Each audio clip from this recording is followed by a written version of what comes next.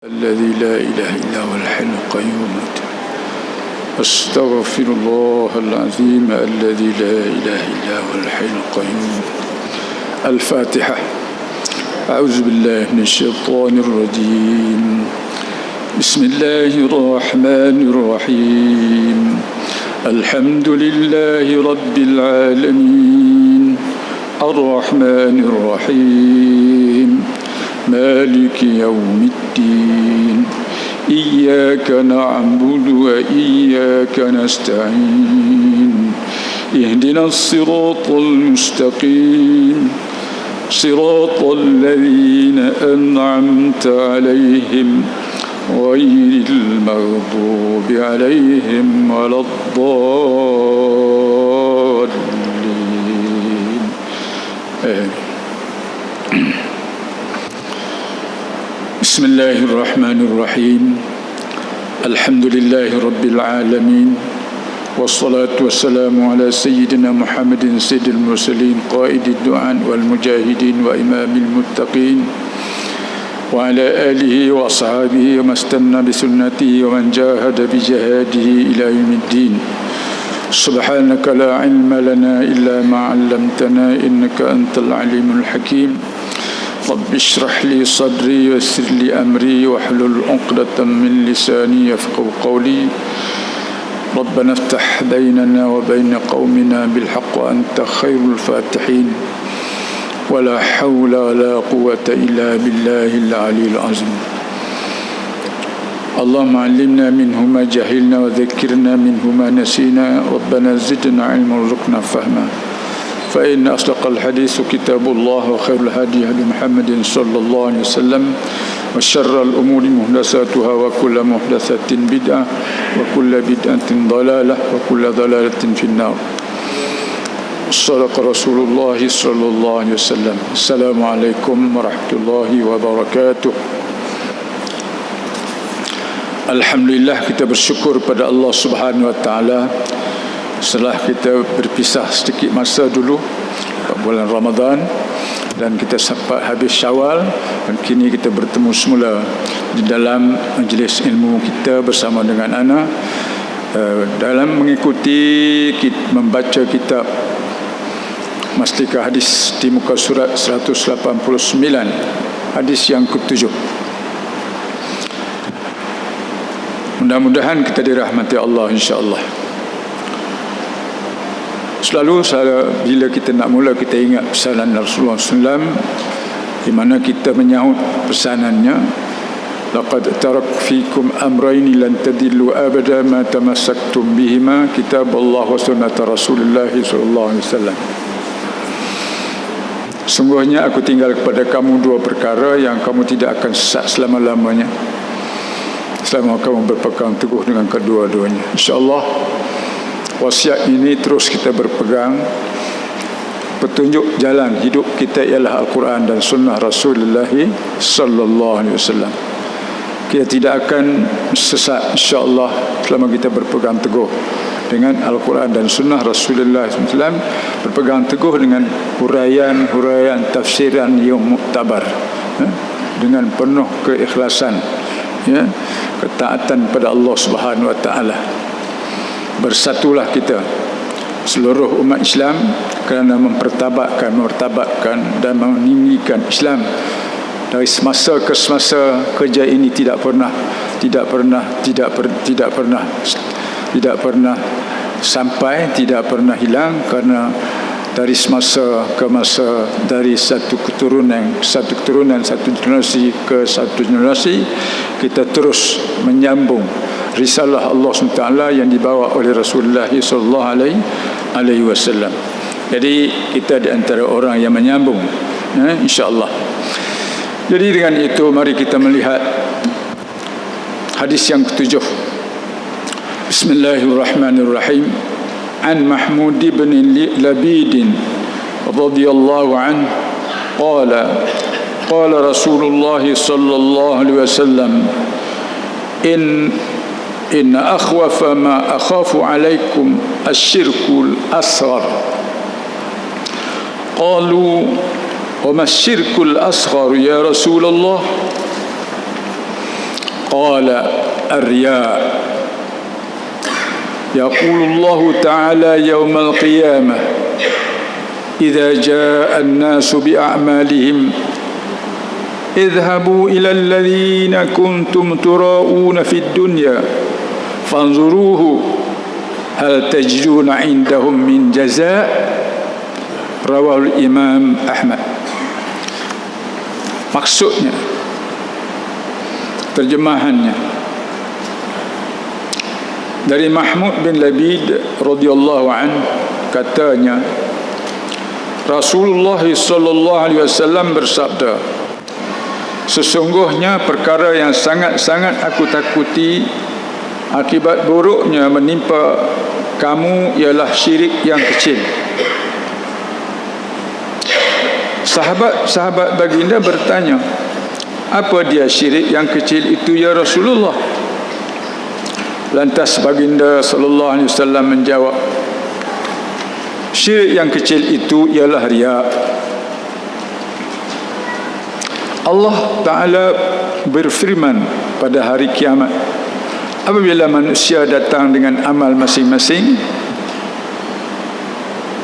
pergilah kamu kepada mereka yang kamu melakukan riya di dunia dahulu untuk menunjukkan kepada mereka. Kemudian lihat, adakah kamu akan dapati sebarang balasan di sisi mereka. Ini cabaran Allah Subhanahu Wa Taala memperingatkan kita melalui diingat oleh Rasulullah, disebut oleh Rasulullah SAW untuk kita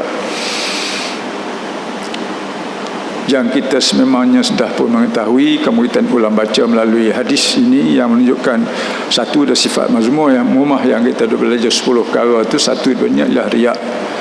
Ialah riya ni kita panggil memperlihat-lihatkan kerja kita, kerja buat kita, ibadat kita kepada orang lain, ya. Jadi bukan kita memperlihatkan. Riya boleh, tapi riya kepada Allah Ta'ala. Kita memperlihatkan ibadat kita kepada Allah Subhanahu Wa Ta'ala. Sebab tu di antara hadis lain disebut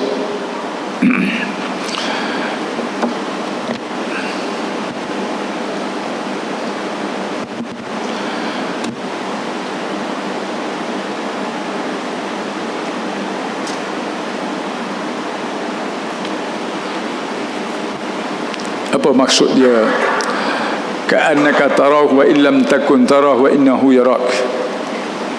Ya, apa yang semula tersebut tu sekejap saya padam, terlupa.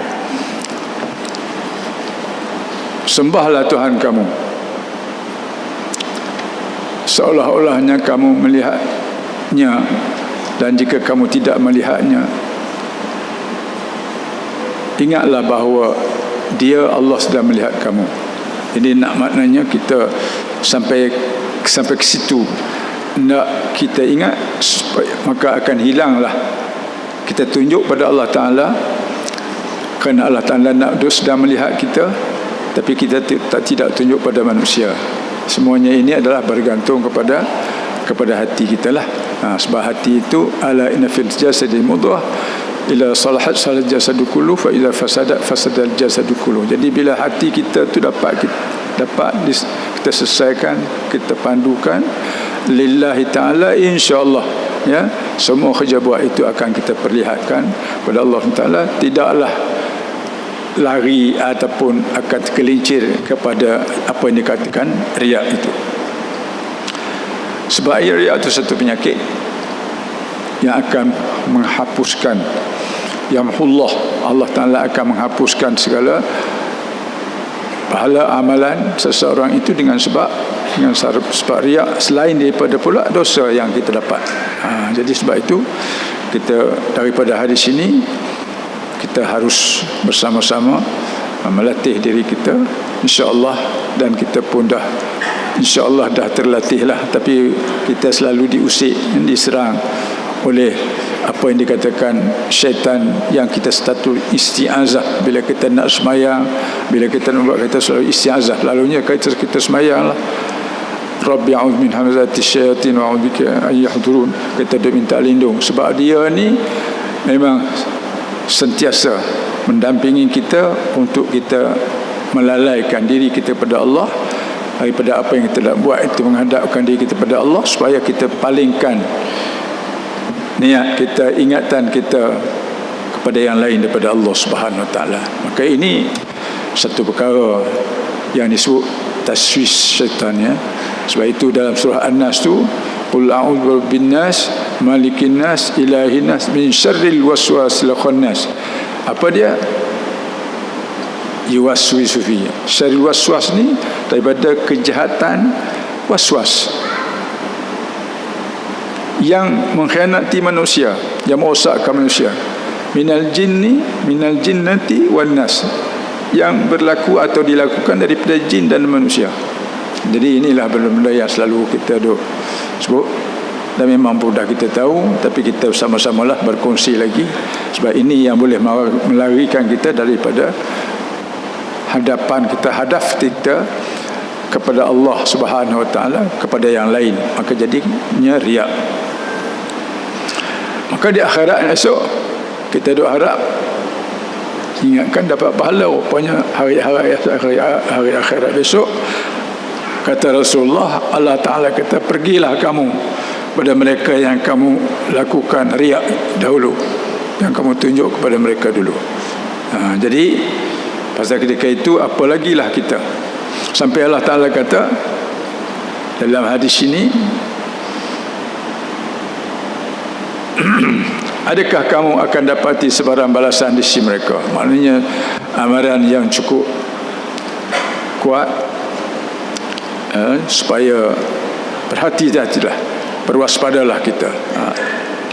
Rasulullah sayangkan umatnya, dia beri ingat dalam bukan di sini, banyak lagi hadis-hadis yang menunjukkan masalah ya, di samping tafsiran para ulama berhubung dengan penyakit dalaman ini, riaknya, dengan ujubnya, dengan sum'ahnya, dengan takabur, semua ni sifat-sifat mazmumah yang akan merosakkan pahala ibadah kita, insya-Allah. Jadi kita pakat sama-samalah mendidik diri kita bersama, dari kita berkongsi, membaca, dan kita melihat kitab kita ni. Dan kita terus pada hadis yang ke-8, ya. Ani bin Umar radhiyallahu anhuma qala Rasulullah sallallahu alaihi wasallam, man halafa bighairi Allah faqad asyrak. Rawi Tirmizi. Maksudnya dari Ibn Umar radhiyallahu anhuma, katanya Rasulullah sallallahu alaihi wasallam bersabda, sesiapa bersumpah dengan sebarang sebutan yang lain daripada nama Allah atau sifat Allah, maka sesungguhnya ia telah melakukan syirik terhadap Allah. Rawat Tirmizi juga. Jadi hadis ini memperingatkan sifat-sifat salah laku kita orang Islam, di mana salah laku ini bermula daripada orang jahiliyah dulu. Dia bersumpah dengan nama-nama pemimpin mereka, dengan nama bapa mereka, dengan nama berhala mereka, sebab itulah Tuhan mereka. Dan ini menjadi satu kehidupan dalam masyarakat Arab jahiliyah dulu, dan ada juga terbawa-bawa dalam masyarakat Islam orang lain, bangsa lain. Masuklah kita orang Melayu, bersumpah juga, sumpah atas nama ayah, nama bapa kita, keturunan kita. Berlaku juga di zaman-zaman sebelum kita dah Islam, tapi kejahilan masih ada. Kita ingat itu satu perkara yang boleh dipercayai, boleh dilakukan untuk mengikat kata supaya orang percayai cakap kita. Kita bersumpah. Berlaku. Jadi oleh kerana itu, bila datang hadis ini akan menyeluruh, sebab Rasulullah ini disebut oleh Allah SWT, wa ma arsalna illa kafatan linnas, tidak kami utuskan kau wahai Muhammad melainkan untuk semua manusia. Walaupun realitinya ini berlaku di kalangan orang Arab dulu, Tapi apa yang berlaku di masa itu tidak akan tidak berlaku pada masa lain. Apa yang berlaku pada umat itu mungkin ataupun akan berlaku pada umat-umat yang lain. Sebab itu adalah satu tabiat manusia hidup. Jadi cumanya cara lain, bahasa lain, begitu saja. Tapi dari sudut keadaannya sama. Bersumpah atas nama bangsa, atas nama kaumnya, atas nama ibu bapaknya. Ini berlaku. Orang Melayu sendiri pun ada begitu. Jadi bila kita baca hadis ini, rupanya bawa ada syirik. Terus kita boleh bertaubat. Kalau benda-benda yang dulu kita sebut, kita ni maknanya kita merendah dirilah. Kita risau takut kita pernah berlaku. Kita tidak pernah berlaku, insya-Allah, sebab kita mengaji. Dan kalau sebelum tu, bila kita tahu, kita bertaubat kerana dia bukan syirik. Faqad asyraka, sungguhnya ia tersyirik terhadap Allah. Jadi kalau ada bersumpah-sumpah dengan nama-nama lain, jangan dibuat begitu lagi. Bersumpah nama Allah, dan bersumpah dengan nama Allah pun bukan mudah. Wala taj'alullahu urdatan liaymanikum. Allah Taala tidak bagi semudah-mudahnya kita bersumpah dengan nama Allah untuk percaya kita, sedangkan kita buat itu satu perkara yang dusta, tapi kita bersumpah dengan nama Allah supaya orang percaya cakap kita. Itu satu pendustaan, haram hukumnya, tidak boleh. Jadi sebab itu apa yang kita sumpah mengikut apa yang diharuskan oleh syarak. Dalam masalah menolak pertuduhan yang sebenarnya yang dilakukan ke atas kita, yang menyebabkan kita kena had, mungkin kena qisas dan sebagainya, dan lain-lain lagi. Dan masa itu kita boleh melakukan sumpah, kerana itulah paling atas sekali dari sudut memperlihatkan kebenaran kita di atas apa yang dituduhkan kepada kita, bersaksi dengan nama Allah Subhanahu Wa Taala. Jadi sebagai orang beriman tidak mampu dia akan buat begitu, kerana berbohong dengan nama Allah amat dosa besar. Jadi tidak siapa yang sanggup, orang beriman, nak melakukan dosa besar, nak menanggung dosa besar sampai begitu dengan menyabitkan laknat Allah SWT kepadanya jika dia tidak betul. Ini satu benda yang benar berlaku kalau dia menyalahi sumpah itu. Gerun, kita tidak akan berani bersumpah. Jadi benda-benda yang macam ini juga kita tidak mudah melakukannya, melainkan dengan secara syar'i, pula disaksikan, dan kita telah berfikir dan dinasihat kita, baru kita bersumpah. Itulah cara yang terbaik untuk melakukan sumpah dengan nama Allah. Walaupun halal, tapi boleh jadi haram, dengan sebab sumpah itu membenarkan benda yang salah, benda yang bohong. Tak boleh. Tapi jalan keluar itu dia boleh, dia dihalalkan. Maksudnya diharuskan, kerana mengelak daripada pertuduhan yang mungkin berlaku dalam kehidupan di dunia ini. Macam-macam akan berlaku. Macam kita tengok kes-kes yang ada di hadapan kita, ya. Kalau ikut Islam, dia kena begitu. Tidak sumpah macam di mahkamah. Kita menganggap civil, kita angkat tangan. Sesungguhnya,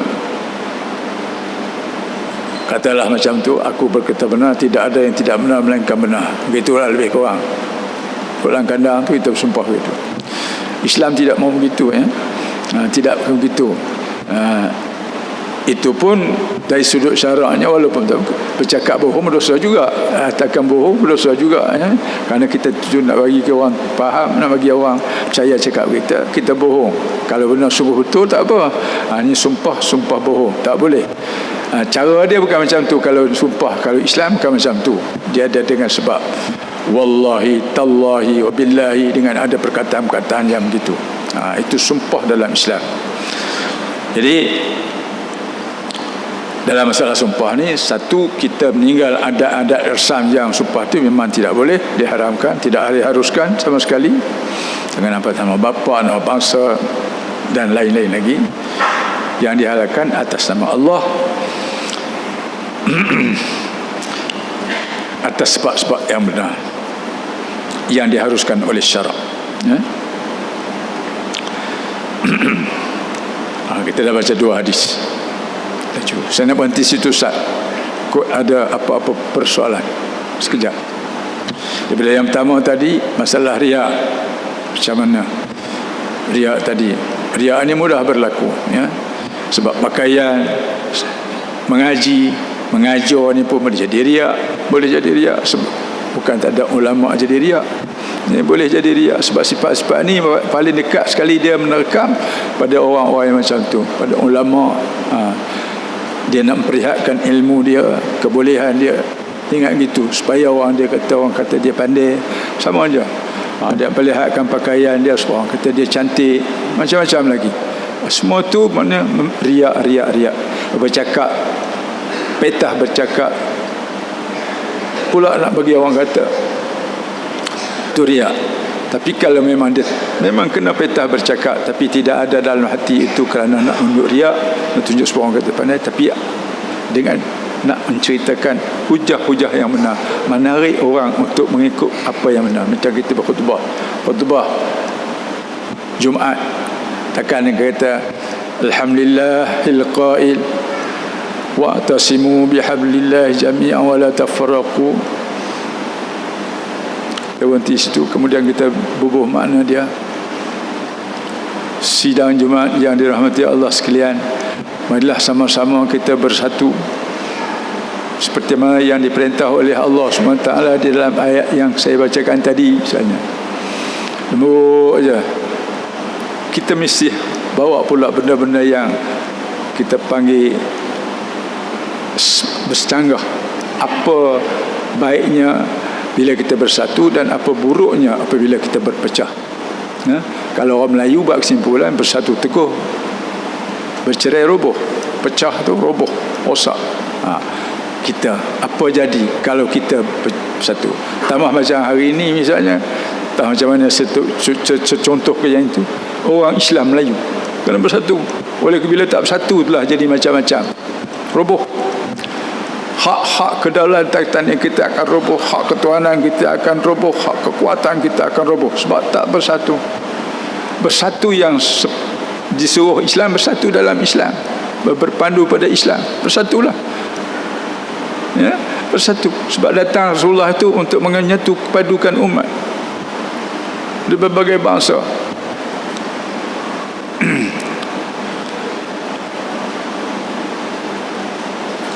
Inna khalaqnakum min dzakarin wa unsa wa ja'alnakum syu'uban wa qabaila lita'arafu. Kami jadikan manusia laki-laki dan perempuan, dan kami jadikan mereka itu berpuak-puak, tidak lain kerana untuk mereka ta'aruf. Dia tahadu, semua berta'aruf. Ta'aruf, lita'arafu fillah, dalam tafsir, lita'aruf, berta'aruf pada jalan Allah. Satulah. Untuk apa? Kekuatan. Bersatu teguh, kuat. Sebab kita tahu Islam ini dicabar.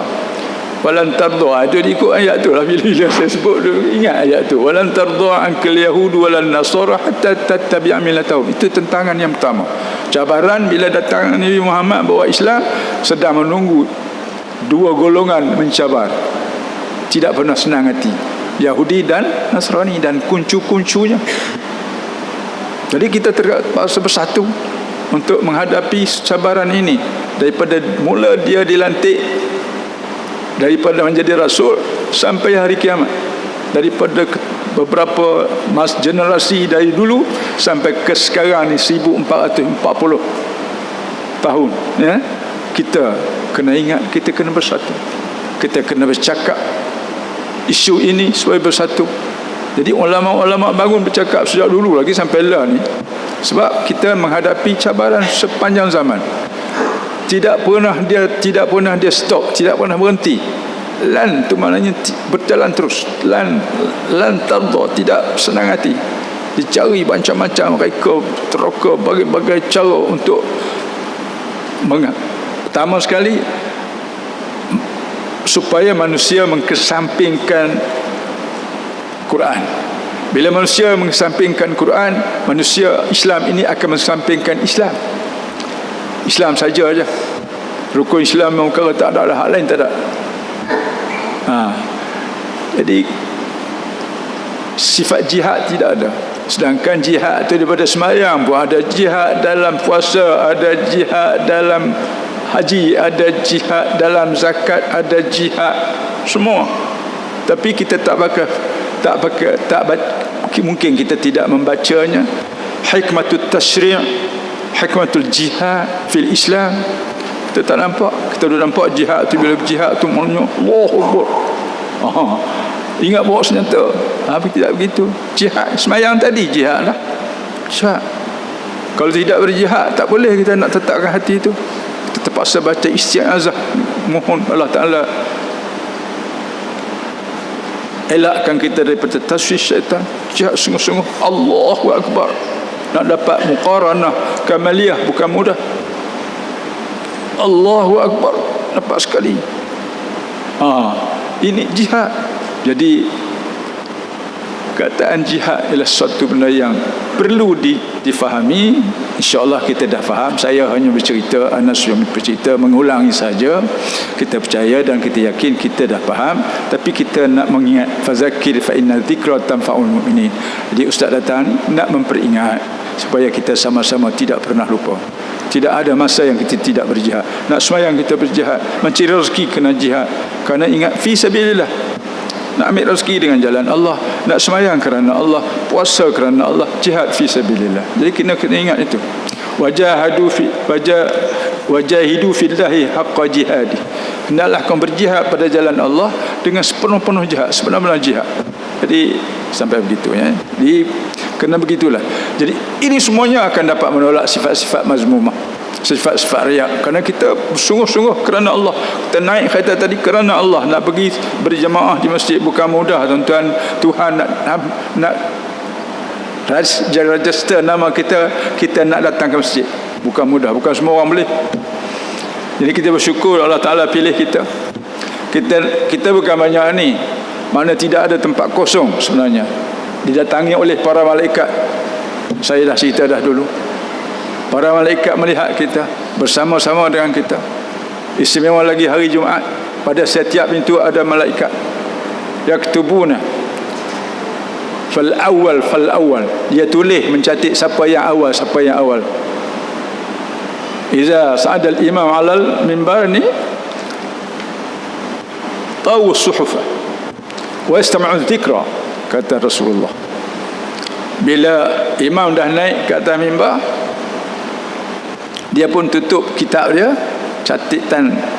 kitab catatan dia tu. Dia duduk sama-sama bersila mendengar khutbah. Dia sembahyang Jumaat dengan kita. Ini para malaikat. Jadi kita sedari ya. Sebab tu kita duduk kata di iza sa'ada al-imam 'ala al-minbar ansitu la'allakum turhamun. Istama'u wa ansitu, kamu dengar dan kamu diam, perhati dan kamu mudah-mudahan kamu dapat rahmat. Selalu dinasihat oleh Tok Bilal begitulah dalam bahasa dulu, dalam bahasa Arab begitulah. Jadi kita pun nak tadabbur apa yang dikatakan oleh imam. Tidak boleh main-main jari pun tak mau, supaya tidak lalai. Kerana kita tertib bersama dengan para malaikat. Perlu kita sedari, insya-Allah lah, bersama dengan para malaikat. Para malaikat ni yusabbihu, tasbih, sentiasa bertasbih pada Allah, sentiasa zikir pada Allah. Jadi ketika kita berada bersama dengan para malaikat, kita mohon Allah SWT jadikan kita ini dapat sikit sebanyak tempias malaikat itu kepada kita, insya-Allah. Jadi kita buat. Jadi sepenuh masa kita mari masjid tu, kita nak full mark, insya-Allah ya, catat baik. Jadi jangan ada sebarang benda-benda yang menjadi kosong ya. Jadi begitulah. Jadi apa? Nak menghilangkan sifat riak ni habis, tak ada. Dapat kita jauhkan dengan kita pagar dia dengan zikrullah tadi, ingat pada Allah. Dan supah ni saya kira jarang boleh berlaku juga, tapi tidak begitu sangat. Semua diperingatlah oleh Tuan Syekh kita, disusun dalam kitab kita ni, supaya kita ingat juga jangan mudah-mudah bersumpah, supaya kerana ini boleh membawa pada syirik. Jadi kita pergi pula pada hadis yang ke-9 ya, insya-Allah. Bismillahirrahmanirrahim. An Ibn Mas'ud radhiyallahu anhu qala Qala Rasulullah sallallahu alaihi wasallam, innar ruqa wat tamaim wat tiwalata syirkun. Artinya, dari Ibnu Mas'ud radhiyallahu anhu katanya, Rasulullah sallallahu alaihi wasallam bersabda, sesungguhnya tawar jampi, mana kita nawar jampi buat ayat tawar jampi. Tawar jampi itu mana tolong bawa ayat tawar anak saya ni, begini-gini, tu makna tawar jampi. Sungguhnya tawar jampi, tangkal azimat, ilmu guna-guna, ilmu pengasih lah, orang dulu kata ilmu guna-guna, untuk menampakkan hati suami kepada isteri. Jadi isteri ni jumpa Tok Dukun, apa-apalah cara nak menampakkan hati suami kepada isteri, supaya tak tengok orang lain, tengok dia, nampak dia aja, gitu. Atau hati menampakkan isteri kepada isteri, menampakkan hati suami kepada isterinya, ataupun hati isteri kepada suaminya, adalah syirik. Kerja tu syirik. Jadi semua benda-benda ni Rasulullah sebut kerana berlaku pada dulu, zaman dia lagi sudah berlaku. Zaman dia tu mana orang Arab lah. Orang Arab ni kalau kita pergi ke Mesir, orang Mesir lagi pandai bak senyong ni, bak guna-guna ni, pandai lagi. Dia cakap masyhur kalau di Mesir ni guna-guna sihir pakar Mesir. Pandai dia. Jadi begitulah saya rasa di Malaysia pun macam kita ni.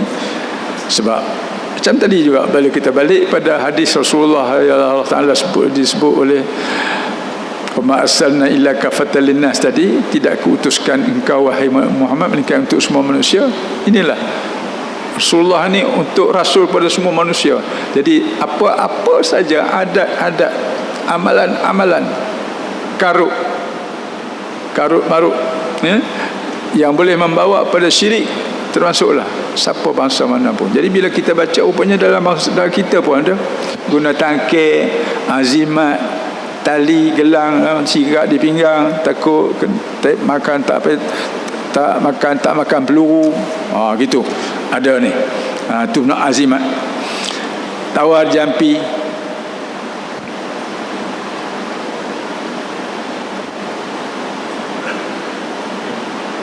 ada mentera orang Melayu, kalau pakai minyak pula dia bebuh di tangan tu, hai minyak kilang di tapak tangan, kau liuk kiri limpah ke kanan, kau liuk ke kanan limpah ke kiri. Kita sebut nama orang tu, kita pun kisah-kisah lah, bubuh muka kita gitu gini. Pandai orang tu. Tengok dalam mentera, buku mentera tu ada cerita pakaian orang Melayu dulu, jampi, cakap Melayu bukan cakap Arab. Banyak lagi. Jadi benda-benda yang macam ni, kalau kita duduk percaya, jampi-jampi macam ni, itulah makna tawar jampi. Tapi menjadi juga jampi, jadi juga. Saya nak cerita tuan-tuan, saya berlabur dan berbual dengan bomong. Saya tanya dia, pakcik macam mana nak tahan darah kan? Kalau kita kena tu, tak bagi darah tu mancuk, tok. Kita ingat tak tu, tak kan lah. Rupanya tabat tu je. Kita tabat mana lain, dan kita tabat. Jadi perkataan tabat tu, tak tu, maknanya tahan darah tu. Dia kasar nanti dia tahan darah. Sakit, tak keluar darah. Tu je ilmu je. Dia ke mana? Dia daripada Tok Guru dia. Tok Guru dia lah, ikut jenis bomol. Dia kata, tak tu tahan darah. Rupanya tabat tu. Nampak tu? Jadi tabat. Dan tabat mana lain? Rugi. Tabat yada abi lahabin wa tabba. Ya. Tu. Tapi itu. Jadi benda-benda yang macam ni berlaku dalam adat kita yang kita kadang-kadang tidak sedari. Tapi itu jadi jampi. Berlaku, maknanya makbul oleh Allah Subhanahu Wa Taala. Itu satu. Macam ilmu pengasih, cakap Melayu, boleh jadi juga. Dia tengok bulan sedang nak naik, dia sebut bulan, dia gamit bulan. Dengan ingat gamit, apa kita panggil? Kita kata apa? Dia duk asmara dengan orang tu, kita panggil apa orang tu? Bukan tunang, tak apa, kita apa? Awet dia, kita kata senang sikit ya. Dia cakap, dia gamit. Ada bacanya mentera Melayu, mentera orang kunonya. Jadi kawan tu duduk tak senang, dia teringat bila bulan naik, dia teringat. Yakin benda ni ada satu. Bila orang berdoa, sama ada baik dan jahat, bila berdoa ada satu hadis satu, bukan dia kata ataupun nasul Arab seterupa, tapi dia kata ud'ullah wa antum muqinun bil ijabah. Saya tak ingat apa tu hadis tu, dulu saya dah baca, saya ingat lupa. Kamu mohonlah pada Allah, kamu yakin dia perkenan.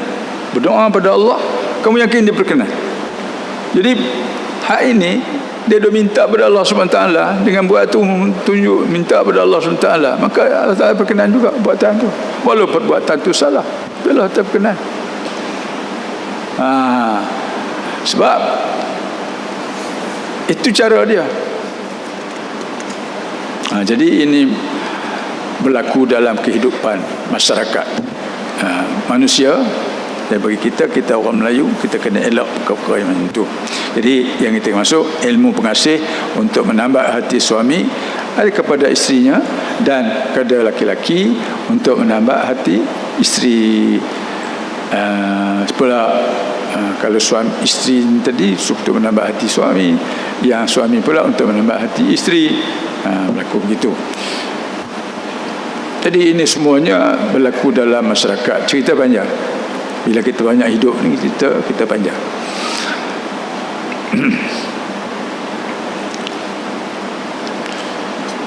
Ada sehingga jadi salah sebab mereka usaha dengan cara salah, sampai suami orang kata tak kena duit dah, duit tak pandai bilang duit dah, sampai jadi bodoh sebenarnya tu pun ada. Ini ikhtiar-ikhtiar yang jahiliah yang dilakukan oleh sebahagian manusia. Jadi bila kita dah tahu macam ni, berdosa besar tak boleh, tak besar. Jadi kita memang tidak, tapi kita dapat mesti, maknanya rupanya perkara-perkara macam ni cukup besar akibatnya, dosa syirik pada Allah Subhanahu Wa Taala.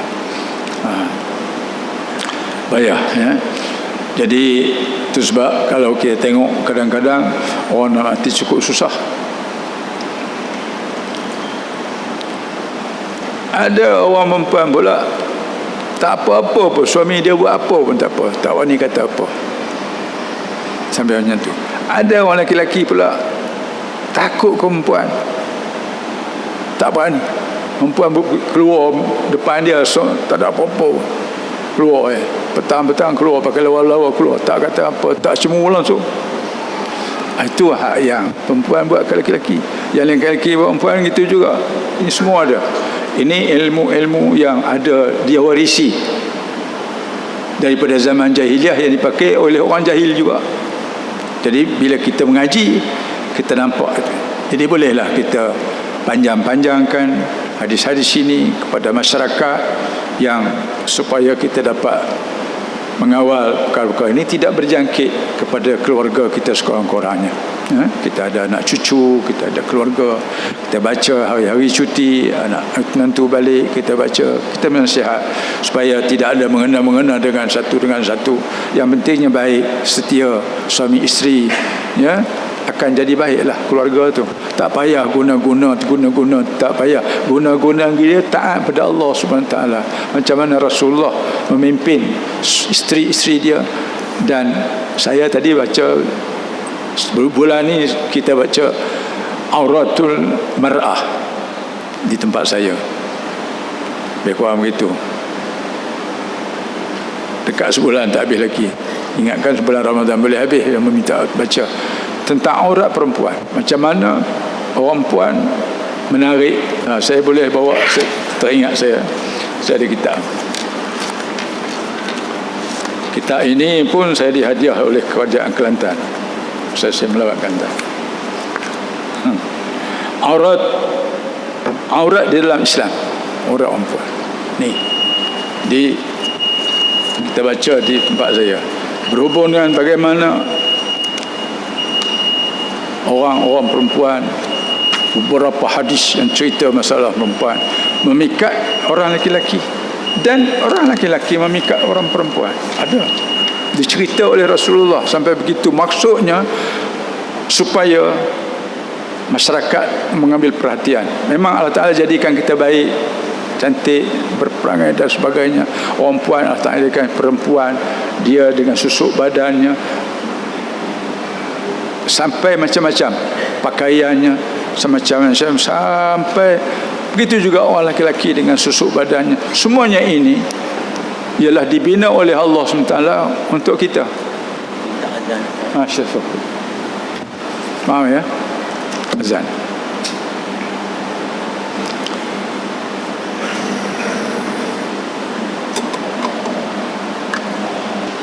Allahumma barik Muhammadin wasilatu fadilatu. Sikit lagi ya. Saya nak baca tentang huraian akhir sekali. Hadis yang ke-9 ini menunjukkan bahawa 3 perkara yang tersebut adalah dari perkara-perkara syirik kecil atau syirik yang tersembunyi yang wajib dijauhi oleh setiap orang kita. Tetapi bukanlah semua jenis ketiga perkara itu dikira syirik. Malah setengah jenis sahaja, iaitu yang muktamad, yang mengandungi perkataan yang tidak difaham, dia berlaku syubhah. So saya tambah, kerana boleh jadi termasuk perkara sihir, syirik atau lain-lainnya. Boleh jadi termasuk perkara sihir ataupun syirik dan lain-lainnya yang dilarang oleh hukum syarak. Sebab itu dilarang, sebagaimana yang dilakukan oleh kaum jahiliyah yang kita sebut tadi ya. Adapun yang mengandungi ayat-ayat Al-Quran ataupun zikrullah, maka jampi yang sebenarnya itu yang demikian tidaklah dilarang. Seperti kita selalu buat, baca 3 kul. Ini ada supaya kita menjauhkan diri kita daripada segala sihir dan lain-lain lagi, waswas syaitan dan sebagainya. Pendeknya, tawar, jampi, tangkal, azimat dan ilmu pengasih adalah haram kiranya mengandungi perkataan yang tidak difaham maknanya, atau yang berdasarkan sihir, atau yang memuja hantu syaitan dan jin iblis, atau yang mengandungi benda-benda najis atau kotor. Ini ada ya, gunakan sesuatu kuku, kuih kuku bubuh dalam nasi nak jamu suami, sikit lagi asah benda-benda yang lain lagi bubuh, ada 2-3 jenis campur-campur masuk, dia uapkan. Ini semua benda-benda yang dilarang oleh syarak ya. Jadi buat macam tadilah, nak dapat kasih sayang ini kita buat baik, taat, setia ya, menunaikan perintah Allah bersama, ingat pada Allah Ta'ala, insya-Allah. Selain daripada kita berdoa pada Allah Subhanahu Wa Ta'ala, macam mana pernah Nabi berdoa, kita berdoa bila orang kahwin, kita minta dijinakkan hati antara suami isteri ini, suami A dengan B ini, mana-mana dijinakkan hati antara Nabi Muhammad dengan Aisyah ke, dengan siapa ke, dengan Khadijah ke, seperti Nabi Ibrahim dengan Zaliha ke. Itu pernah dijampi, ada buat. Tidak mengapa macam tu, sebab kita nak umpama dapat sifat kasih, kekerapan kita dengan suami isteri, tak mengapa tu, mohon pada Allah SWT. Adapun yang menggunakan kalam Allah, namanya, ini sifatnya ataupun zikrullah, maka yang demikian itu tidak salah. Dengan penjelasan ini, selesailah perselisihan yang nampak pada zahirnya berlaku di antara dalil-dalil yang melarang dan dalil-dalil yang membenarkan perkara-perkara tersebut. Kita kena faham dan kita boleh pilih yang dihalalkan oleh syarak. Kesimpulannya, bagi menyelamatkan seseorang daripada syirik yang tersembunyi ini, hendaklah: satu, janganlah menggunakan suatu benda atau perkataan ataupun suatu cara sebagai sebab bagi mendapatkan kebaikan atau menolak perkara-perkara yang tidak diingini, kecuali telah diketahui bahawa suatu itu telah berlaku adat Tuhan menjadikannya dengan izin Allah, kita sebut. Sebab sebagai sebab dan bagi musabab yang tertentu, serta diketahui pula bahawa menggunakan satu itu tidak dilarang oleh hukum Allah. Yang kedua, jangan iktikadkan sesuatu sebab itu pula dengan keadaan hakikatnya memberi kesan menghasilkan musabab. Jaga, bukan macam kita makan ubat, bukan Panadol yang menyembuhkan kita, tapi Allah. Panadol ialah sebab saja, jalan saja. Bahkan memberi kesannya itu bergantung kepada takdir dan izin Allah belaka yang Maha Kuasa. Yang ketiga, akhir sekali, jangan melakukan suatu amal ibadat dengan tujuan mendapat penghargaan atau balasan daripada yang lain daripada Allah Subhanahu Wa Taala. Mengharapkan balasan Allah semata-mata. Itu pun bagi kita orang awam. Bagi orang-orang yang yang duduk dalam khawasul khawas pula, itu berserah pada Allah. Pahala kah atau banyak nak bagi pahala ataupun apa ke, itu redha Allah. Aku redha. Raditu billahi rabba bil islamin dinan Muhammadin redha. Itu paling tinggi sekali. Bagi kita ni tara tadi pun cukup lah. Semua tu balik pada Allah. Cukup balasan Allah, Allah yang balas. Itu cukup. Itu pun dah tinggi dah bagi kita yang memberikan awal. Di sekat itu yang tersebut pengajian kita pada malam ni. Segala kelemahan dan kekurangan saya dalam menyampaikan, saya mohon maaf. Dan yang kedua, seperti yang biasa, saya mohon derma untuk sekolah. Siapa yang sudi untuk derma pada sekolah saya, sekali lagi lah pada tiap saya mengajar di sini, kita minta lah sumbangan daripada adik kakak, sanak saudara, tuan-tuan dan puan-puan yang sudi untuk membantu kami. Sekadar itu dulu. Wabillahi taufiq. Wassalamualaikum warahmatullahi wabarakatuh. Bismillahirrahmanirrahim. Alhamdulillahi rabbil alamin. Wassalatu wassalamu ala asyrafil anbiya wal mursalin wa ala sahbihi ajma'in. ربنا لا تؤاخذنا إن نسينا أو أخطأنا ربنا ولا تحمل علينا إصرا كما حملته على الذين من قبلنا ربنا ولا تحملنا ما لا طاقة لنا به واعف عنا واغفر لنا وارحمنا أنت مولانا فانصرنا على القوم الكافرين ويا مجيب السائلين وصلى الله على سيدنا محمد وعلى آله وصحبه أجمعين سبحان ربك رب العزة عما يصفون وسلام على المرسلين والحمد لله رب العالمين تقبل الله منكم.